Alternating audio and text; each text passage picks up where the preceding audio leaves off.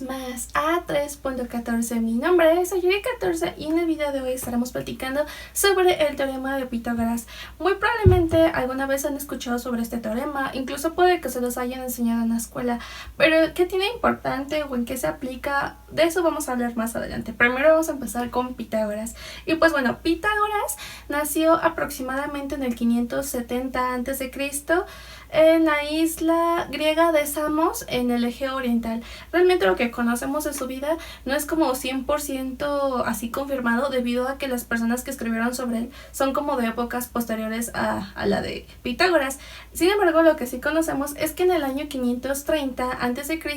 él se mudó a Croton, que era una colonia griega, en lo que actualmente es Italia. Y bueno, ahí él fundó una como secta filosófico-matemática, donde adoptaron el nombre de los pitagóricos. Ellos creían que el universo estaba constituido así por números y cosas así, pero realmente no se sabe si Pitágoras comprobó este teorema, porque de hecho este conocimiento ya era como antiguo, o sea, había civilizaciones que hacían uso de este teorema, quizás no de la forma en que nosotros la conocemos actualmente, sino que era de una forma pues verbal y geométrica. Realmente esta información, esta ecuación que es la de a cuadrada más b cuadrada es igual a c cuadrada, no dio forma hasta el 250 a.C. por Euclides de Alejandría, en su famoso libro, el cual realmente se cree como que es uno de los mejores libros de matemáticas, el más influyente, que es Los Elementos. Ahí Euclides empezó como a estudiar la geometría e hizo esa concesión entre la geometría y la lógica, creando axiomas. Esto realmente le dio como su elegancia a esta ecuación, y en apenas 2000 años esta ecuación no ha cambiado, o sea, sigue siendo casi idéntica. Obviamente todo esto se fue dando con el desarrollo del álgebra, con cosas de ese estilo, pero en realidad esta ecuación no ha sufrido casi ningún solo cambio. Y bueno, me gustaría darles un pequeño ejemplo. Para empezar, ¿cómo se llama?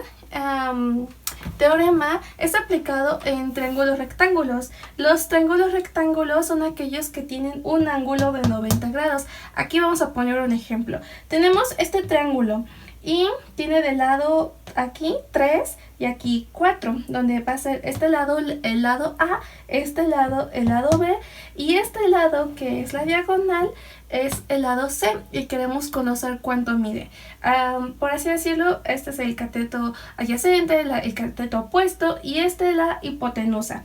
Pero bueno, vamos a empezar, vamos a sustituir. Aquí vamos a poner a cuadrada más b al cuadrado igual a c al cuadrado. Vamos a poner 3 al cuadrado más 4 al cuadrado, esto va a ser igual a c al cuadrado. Vamos a hacer las operaciones. 3 al cuadrado es 9, más 4 al cuadrado igual a 16, lo cual nos va a dar 25. Y a esto le tenemos que sacar su raíz cuadrada, lo cual nos va a dar 5. Por lo tanto, este lado va a medir 5. Este es un problema muy famoso y realmente es como muy enseñado en las clases de trigonometría, y se conoce como una terna pitagórica. Realmente los pitagóricos estaban como muy interesados en este tipo de cosas, e incluso aún son como estudiadas este tipo de ternas porque tienen como ciertas aplicaciones dentro de teoría de números. Existen diferentes maneras de comprobar este teorema. De hecho, de este teorema hay demasiadas demostraciones. Es uno de los que más demostraciones tiene, y todas son súper visuales, así que aquí les estaré dejando diferentes formas de demostrarlo. Voy a platicarles ahora sobre una tablilla en Babilonia que tiene escritura cuneiforme, la cual contiene el siguiente problema matemático. 4 es la longitud y 5 la diagonal. 4 veces 4 es 16 y 5 veces 5 es 25. A 25 le quitamos 16 y nos da 9. ¿Cuántas veces que debo de tomar para obtener 9? Y usamos 3. 3 veces 3 es 9, por lo tanto 3 es el ancho. También existe otra tablilla, la cual tiene diferentes ternas pitagóricas, solo que aquí en este caso contiene algunos errores, y por esa razón es que no se le da como el 100% de veracidad de que realmente aquí está aplicado el teorema de Pitágoras. Sin embargo, creo que es importante mencionarlo, ya que creemos que esto podía como ayudar a medir tierras. Pero les voy a contar otras anécdotas de otros matemáticos y personas que utilizaron este conocimiento para medir cosas. Por ejemplo, en el 600 a.C., Tales de Mileto, con ayuda de esto, midió la altura de la pirámide de Giza. Y en el 240 a.C., Eratóstenes midió el tamaño de la Tierra. O sea, utilizando algo así que parece tan sencillo, podemos conocer algo tan enorme como el planeta. O sea, a mí me parece realmente increíble. En el año de 1553, Gemma Frisius empezó a utilizar la triangulación para crear mapas y hacer como diferentes cosas, y esto realmente también es como muy utilizado, ya que la triangulación permite medir distancias utilizando ángulos, y asimismo la triangulación se prueba para mediciones por la Agencia Nacional para el Mapeo de Gran Bretaña. Esto permitió que se pudiera hacer el mapeo del Himalaya e incluso conocer la altura del monte Everest. Ahora me gustaría mostrarles cómo calcular la distancia entre dos coordenadas o dos puntos en un plano. Realmente esto es muy sencillo. Aquí tengo el siguiente ejemplo. Tenemos este plano con coordenadas en X y Y, y tenemos el punto 3,2 porque tiene 3 en X y 2 en Y, y el punto 7,8 porque tiene 7 en X y 8 en Y. Vamos a utilizar la siguiente ecuación, la cual tiene la forma de y2 menos y1 al cuadrado más x2 menos x1 al cuadrado igual a r, lo cual nos va a dar la distancia. Esto está al cuadrado, entonces tenemos que sacar la raíz, pero vamos a hacer el ejercicio. Entonces tenemos y2 menos y1, que es 8 menos 2 igual a 6, y el siguiente, que es x2 menos x1, que es igual a 7 menos 3, nos va a dar 4. Esto lo vamos a elevar al cuadrado. 6 por 6, 36, y 4 por 4, 16. Lo sumamos y nos va a dar 52. A esto le vamos a sacar la raíz, lo cual nos va a dar 7.21. Entonces la distancia entre este punto y este punto es de 7.21 unidades. Y asimismo, R es como una circunferencia de radio R, y el centro está aquí en este punto. Y pues bueno, realmente a mí me parece muy interesante cómo podemos definir con esta misma ecuación una circunferencia y al mismo tiempo sacar la distancia entre dos puntos. Existe este axioma llamado axioma de las paralelas, el cual les voy a ejemplificar aquí con la imagen, y dice lo siguiente, que son dos rectas, las cuales estas rectas se cortan por otra recta, y si el ángulo de estas dos rectas, o sea, suma menos de 180 y estas se alargan, va a llegar a un punto en el que estas se van a tocar. Y pues bueno, los matemáticos estuvieron trabajando en esto durante mucho tiempo y llegaron a la conclusión de que eso no es cierto, porque existen otro tipo de geometrías no euclidianas, las cuales cumplen con todos los axiomas excepto el axioma de las paralelas, y realmente esto abrió un montón de posibilidades, porque existen geometrías elípticas o así basadas en circunferencias, en esferas, y eso abrió todo un mundo de posibilidades. En 1813, Gauss sabía que en un espacio curvo la suma de los ángulos de un triángulo nos daban 180. Él estuvo trabajando en todo esto y buscó una forma de calificar la curvatura de una superficie en cualquiera de sus puntos, hasta que obtuvo el teorema notable. Y bueno, eso consiste más o menos en esto. Tenemos una hoja que tiene curvatura 0. Si hacemos la suma de estos ángulos nos va a dar 180. Si esta hoja la deformamos para formar un cilindro, igual sigue sumando 180.